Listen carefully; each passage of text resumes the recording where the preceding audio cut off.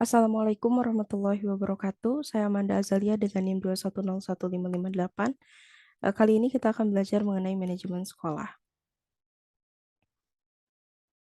Oke, dari manajemen menurut Catherine M. Bartol dan David C. Martin memberikan rumusan bahwa manajemen adalah proses untuk mencapai tujuan-tujuan organisasi dengan melakukan kegiatan dari 4 fungsi utama, yaitu planning, organizing, leading, dan controlling.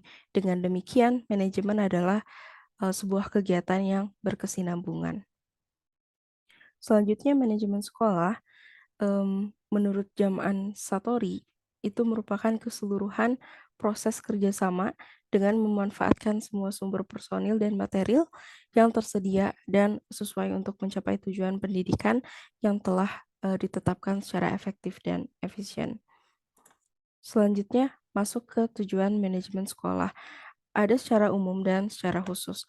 Secara umum, tujuan diselenggarakannya manajemen sekolah agar tercipta kerjasama yang baik dan harmonis dalam mendayagunakan segala sumber, baik itu SDM maupun non-SDM, untuk dimanfaatkan secara optimal untuk menunjang tercapainya tujuan secara efektif dan efisien.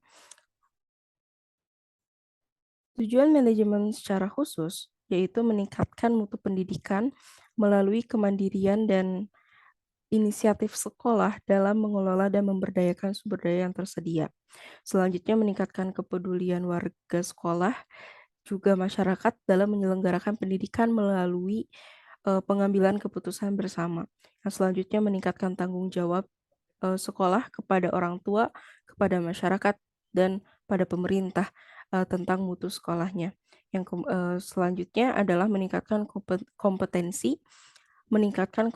yang sehat antar sekolah tentang mutu pendidikan yang akan dicapai. Selanjutnya, faktor-faktor yang mempengaruhi dalam pencapaian tujuan sekolah. Yang pertama ada karakteristik, kemampuan guru, harapan masyarakat, aktivitas pemerintahan, aturan dan hukum di masyarakat, dan sumber daya masyarakat itu sendiri.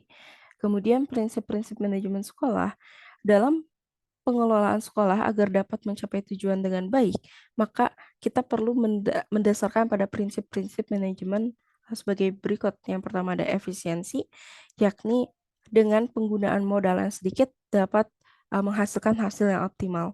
Kemudian prinsip efektivitas, yaitu ketercapaian sasaran sesuai tujuan yang diharapkan.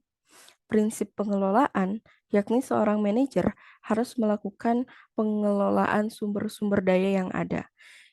Kemudian, prinsip pengutamaan tugas pengelolaan, yakni seorang manajer harus mengutamakan tugas-tugas pokoknya. Tugas-tugas yang bersifat operatif hendaknya dilimpahkan pada orang lain secara proporsional. Manakala seorang manajer telah melimpahkan tugas kepada orang lain, tanggung jawab tetap ada pada pimpinan. Kemudian prinsip kerjasama, yakni seorang manajer hendaknya dapat membangun kerjasama yang baik secara horizontal. Kemudian prinsip kepemimpinan yang efektif, yakni bagaimana seorang manajer dapat memberi pengaruh, ajakan pada orang lain untuk mencapai tujuan bersama. Kemudian masuk pada fungsi manajemen sekolah menurut Persi.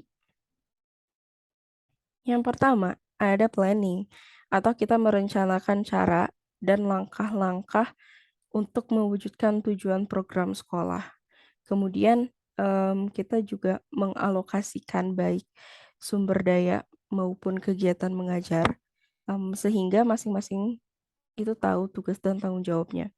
Kemudian juga motivasi dan stimulus, yaitu kita harus memotivasi dan menstimulir kegiatan staf pengajar sehingga mereka dapat melaksanakan tugasnya dengan sebaik-baiknya. Kemudian koordinasi atau mengkoordinir kegiatan anggota staf pengajar dan tiap satuan tugas di sekolah sehingga tenaga dapat digunakan seefektif mungkin. Yang terakhir adalah menilai efektivitas atau evaluasi dalam program dan pelaksanaan tugas pengajaran, juga tujuan-tujuan sekolah yang ditentukan sudah tercapai atau belum. dan menilai pertumbuhan kemampuan mengajar. Ini juga dengan adanya evaluasi itu menjadi bahan pertimbangan kita dalam menentukan keputusan untuk kedepannya. Kemudian fungsi manajemen sekolah, jika kita lihat dari aktivitasnya atau kegiatan manajemennya, itu meliputi yang pertama, kegiatan manajerial yang dilakukan oleh para pimpinan. Kegiatan manajerial ini meliputi satu perencanaan, kedua pengorganisasian, ketiga pengarahan, keempat pengkoordinasian, pengawasan, penilaian, pelaporan, dan penentuan anggaran. Kemudian yang keduanya adalah kegiatan yang bersifat operatif, yakni kegiatan yang dilakukan oleh para pelaksana. Kegiatan ini berkaitan langsung dengan pencapaian tujuan. Artinya, bagaimanapun baiknya kegiatan manajerial, seperti perencanaan, tanpa didukung oleh pelaksanaan pekerjaan yang telah direncanakan tersebut, mustahil tujuan organisasi dapat dicapai dan baik.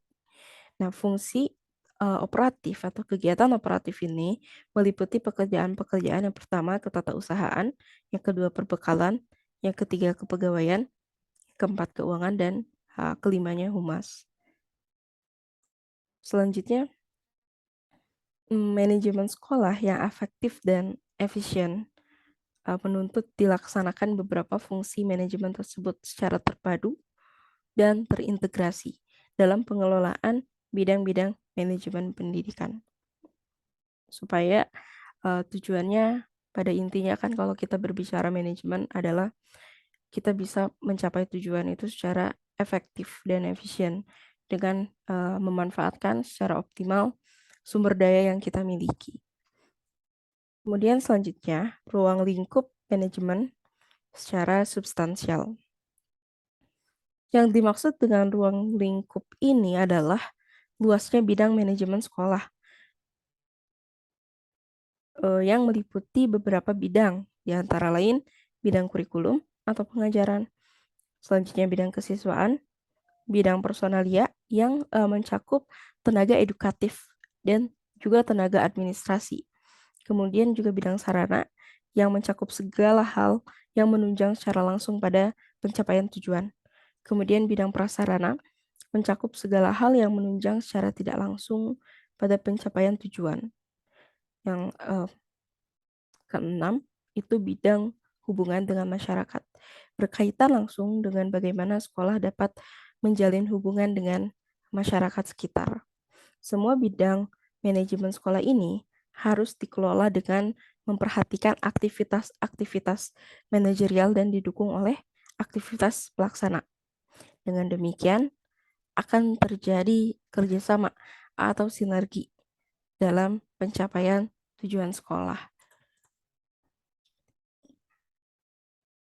Kemudian kita berbicara tentang tadi salah satu tujuan dari adanya manajemen sekolah yaitu meningkatkan mutu pendidikan. Kapan kapan mutu pendidikan itu sudah meningkat? Kapan manajemen itu dikatakan bermutu? Jawabannya sederhana adalah jika sudah sesuai dengan standar. Nah, definisi sederhana ini diperkokoh dengan prinsip dasar. Yang pertama, kepemimpinan yang handal adalah kita memberikan kesempatan pada peserta didik, kita juga melakukan controlling, kemudian kepuasan wali murid bahwa memenuhi keinginan wali murid dan wali murid mengatakan puas dengan layanan atau servis dari sekolah ini. Kemudian juga pemberdayaan SDM, kita harus memandangnya sebagai aset untuk diberikan penguatan, diberikan keterampilan, pengetahuan, dan kesempatan. Kemudian perbaikan yang berkelanjutan. Nah, dengan melaksanakan evaluasi untuk menyusun perencanaan atau mengambil keputusan yang berdampak pada berikutnya.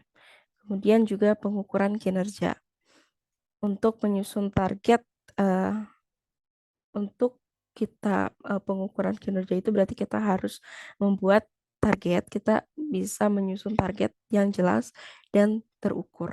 Selanjutnya adalah kolaborasi. Ini yang paling penting ketika organisasi tidak bisa bertahan. Eee, Organisasi kekinian itu tidak akan bisa bertahan dengan kesendirian. Organisasi yang mampu bertahan adalah organisasi yang berkolaborasi dengan, organisasi lain. Karena pada dasarnya sekolah adalah miniatur masyarakat. Di sini juga kita, dituntut untuk bisa berkolaborasi, yang kemudian nantinya bermanfaat pada kehidupan bermasyarakatnya. Belajar untuk berkolaborasi meskipun berbeda latar belakang ataupun jenis bidangnya. Baik, terima kasih. Sekian pemaparan materi dari saya. Wassalamualaikum warahmatullahi wabarakatuh.